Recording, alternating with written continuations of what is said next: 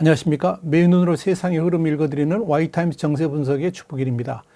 미국이 중국의 1대1로 전략을 무력화하기 위한 대대적인 반격에 나섭니다. 미국의 조 바이든 행정부가 일본과 호주 정부를 중심으로 중국의 1대1로 구상에 대한 대안으로 신흥국들의 인프라를 구축하는 구상을 부활하기로 했다. 이렇게 일본의 니케이 아시아가 9일 보도를 했습니다. 과거 도널드 트럼프 정부 시절에 검토됐던 블루닷 네트워크를 부활하기로 하고 그 첫 회의를 7일 이 파리에서 가졌습니다. 이 거대한 프로젝트는 이 투명성과 지속 가능하다고 판단되는 신흥국의 인프라 사업에 대해서 민간 기업들이 투자할 수 있도록 길을 열어주는 데 목적을 갖고 있다. 이렇게 알려지고 있습니다. 한마디로 그동안 중국이 주도해왔던 이 신흥 국가들의 인프라 사업에 대한 적극적인 대응책으로 이제 미국이 주도하는 민주주의 연대 국가들이 중국의 사악한 1대1로 전략을 저지하겠다는 강력한 의지를 보이고 있는 것입니다. 바이든 대통령도 지난 5일 워싱턴 포스트에 보낸 기고문에서 이렇게 말했습니다. 세계 주요 민주주의 국가들은 중국에 대한 높은 수준의 대체제를 제공할 것이라 그러면서 새로운 위협에 대응하기 위해선 인프라에 대한 투자가 절실하다 이렇게 밝혔습니다. 여기서 세계 주요 민주주의 국가들이라는 게 뭘 말하는가 하면 이 주요 7개국 그러니까 G7을 의미합니다. 그 말은 11일에서 13일까지 영국에서 열리는 G7 정상회의에서 1대1로에 대한 대체제로 개발도상국을 지원하는 G7의 협조융자 시스템 그러니까 블루닷 네트워크를 본격적으로 논의할 것이라는 의미입니다. 미국 국무부도 7일 성명을 통해서 중국의 1대1로를 무력화하는 블루닷 네트워크는 시장 주도적이고 투명하며 지속 가능한 인프라 프로젝트의 상징이 될 것이라 그랬습니다. 그러면서 이 협의체 추진을 공식화했습니다. 경제협력개발기구 그러니까 OECD도 7일 성명을 통해서 미국이 주도하는 블루닷 네트워크에 약 12조 달러의 자산을 운영하고 있는 96개국의 150여 명의 글로벌 경영진이 참여하기로 했다라고 밝혔습니다. 이들 가운데는 시티그룹과 JP모건 등도 참여하고 있는 것으로 알려졌습니다. 자, 그렇다면 이 중국이 추진하는 1대1로하고 미국 주도의 블루닷 네트워크는 무슨 차이가 있을까요? 우선 지난 2013년 11월 중국 공산당 정책회의에서 국가 전략으로 채택된 1대1로는 한마디로 중국이 세계를 지배한다는 중화 사상에서 기초한 중국의 세계화 전략이다. 그 세계화 전략이 한 방편이다. 이렇게 정의할 수가 있습니다. 여기서 일대라는 것은 하나의 벨트, 띠 이런 의미로 유라시아 대륙을 통과했던 육상 실크로드를 말하는 것이고 일로는 하나의 길이라는 의미인데요. 인도양을 가로지르는 해상 실크로드를 일컫습니다. 중요한 것은 1대1로의 본질이 중국이 글로벌 국가로서의 책임감이라든지 저개발 신흥국들의 발전을 지원하는 순수한 차원의 프로젝트가 아니고 궁극적으로 중국이 힘을 키우고 중국의 세계화를 추진하는 발판으로 삼겠다는 의지가 분명하게 담겨 있습니다. 여러분 사실 이 과거의 실크로드도 주인은 중국이 아니었습니다. 실크로드를 걷던 사람들은 중국인도 유럽인도 아니고 중앙 유라시아의 오아시스 도시에 살던 소그드인하고 유그린들이었습니다. 그들이 실크로드를 개척해가지고 유럽과 중국을 오갔던 겁니다. 또 그들을 안전하게 지켜준 이들도 역시 유럽도 중국도 아니라 초원의 유목민들이었습니다. 다시 말씀드려서 중국이 실크로드의 주인이 아니라 하는 이야기입니다. 그런 실크로드를 마치 중국이 주인인 양 가로챘습니다.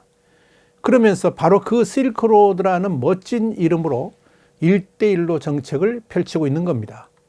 물론 대외적으로는 실크로드의 역사적 의미를 되새기면서 신흥 국가들을 지원하겠다는 것입니다만은 실상은 그와 정반대로 이 유라시아, 아프리카, 인도양 지역의 저개발 국가들에 대한 인프라 구축을 미끼로 해가지고 결국 그 나라들을 중국에 복속시키려고 하는 검은 의도가 숨겨져 있다는 것은 이미 다 알려진 바입니다.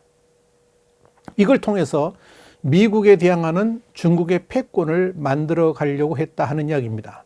중국의 이런 영토 정복 야욕은 어제 오늘의 일이 아닙니다.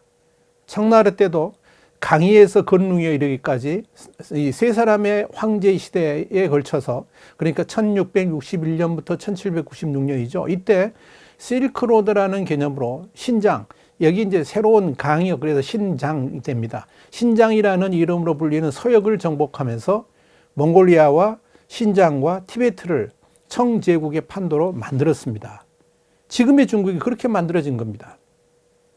중국은 이렇게 과거에도 이 실크로드를 통해서 단순한 교육을 하려 했던 것이 아니고, 실크로드를 통해서 중국이 천하의 중심이라는 중화주의 이념으로 중화 제국의 위협이 되는 주변 세력들을 통제하고 복속시키는 중국의 패권 전략의 일환으로 사용되어져 왔습니다.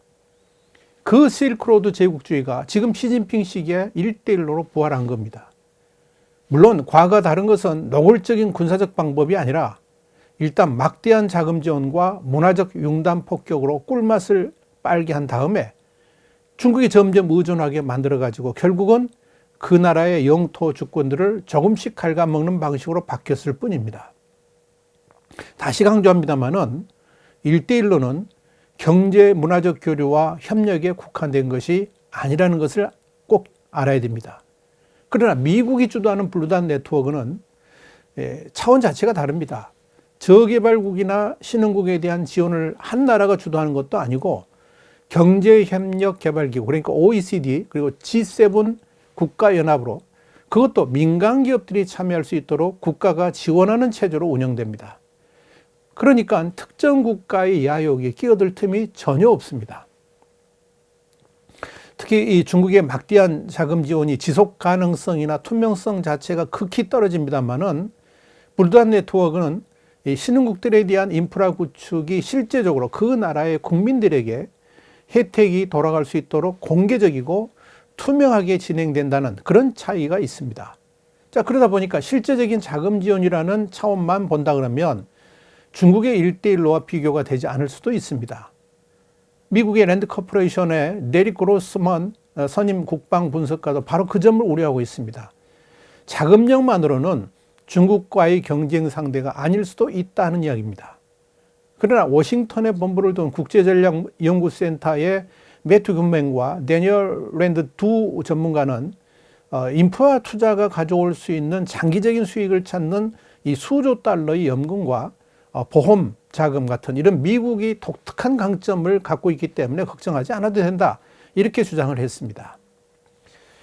여러분, 2019년 트럼프 정부 당시에 방콕에 열렸던 인도태평양 비즈니스 포럼에서 처음 발표된 게 바로 이건데요.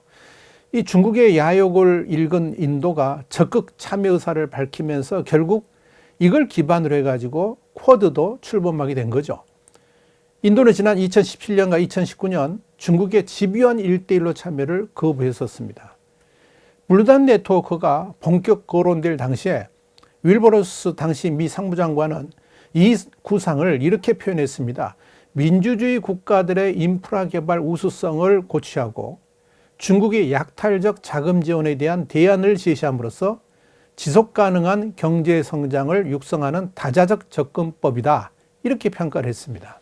트럼프 행정부의 중국 정책 핵심 설계자의 매튜 포팅어 백악관 국가안보보좌관은 투명하고 지속 가능한 블루단 네트워크의 프로젝트들이 민간 부분 업체들에게도 참여하고 싶어하게 만들 것이라 그러면서 이 프로젝트는 중국의 야욕과 부패한 접근 방식을 저지하게 될 것이다, 이렇게 정리를 했습니다. 앞으로 블루단 네트워크는 G20과 G7 국가들이 정한 인프라 개발 원칙을 기준으로 삼으면서 나아갈 것이고, 또 OECD는 글로벌 인증 절차와 검토 프레임워크의 기술적 운영적 지원을 하게 됩니다. 미국을 비롯한 민주주의 연대의 중국 1대1로에 대한 대대적인 반격에 중국은 적잖이 당황하는 모습을 보이고 있습니다. 이미 트럼프 정부 시절 때부터 그런 움직임이 있었기 때문에 중국도 예견은 하고 있었습니다만은 이제 본격화 단계로 들어간 데다가 이 바이든 대통령이 G7 회의에서 중요한 의제로 다룰 것으로 예상됨에 따라서 중국도 여기에 대한 대응에 본격적으로 나선 겁니다. 사실 이 중국에게 있어서 1대1로는 시진핑 주석이 꿈꾸는 중국몽의 세계화 방편이라는 점에서 중국 외교의 핵심입니다. 그런데 그 기본축이 무너질 수도 있다는 점에서 우려를 하고 있는 겁니다. 그래서 중국은 이 신흥국들의 마음을 다잡으려고 1대1로 참여국들한테 대규모 경제 지원, 그리고 코로나 백신 지원, 이런 선심 공세를 강화하고 있습니다. 중국 외교부는 지난 4월 22일에도 1대1로 구상은 신흥국가들의 민생복지를 촉진하기 위한 해민의 떡이지 절대로 채무 함정은 아니다라고 말을 했습니다. 그러면서 1대1로를 적극 옹호하고 나선 바 있습니다. 그러면서 왕원빈 대변인은 중국은 공동협의, 공유의 원칙을 지키며 태평양 섬나라를 포함한 각 측과 1대1로를 공동 건설해서 빈곤 타파와 성장의 길로 나아가기 위해서 노력할 것이다. 이렇게 말을 했습니다. 일단 말은 번질합니다. 시진핑 주석도 지난 4월 21일 막을 내린 아시아판 다보스 포럼인 보아우 포럼에서 1대1로 공동 건설을 위한 긴밀한 파트너십 구축을 제안한 바 있습니다.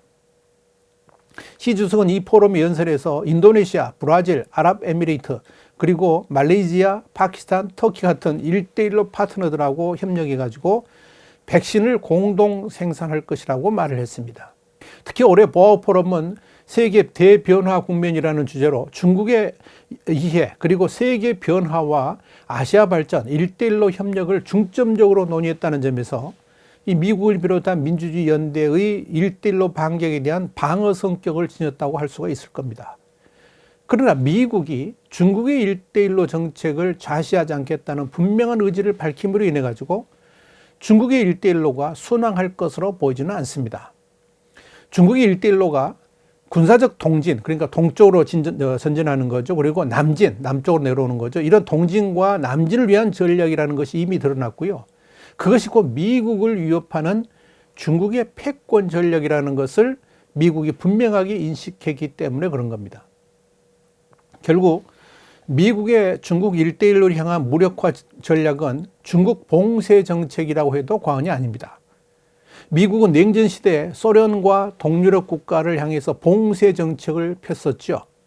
소련과 동유럽 국가가 군사적 경제적으로 자신들의 영역 밖으로 진출하지 못하게 막음으로 인해 가지고 결국 그들 국가들이 스스로 무너지도록 만든 겁니다.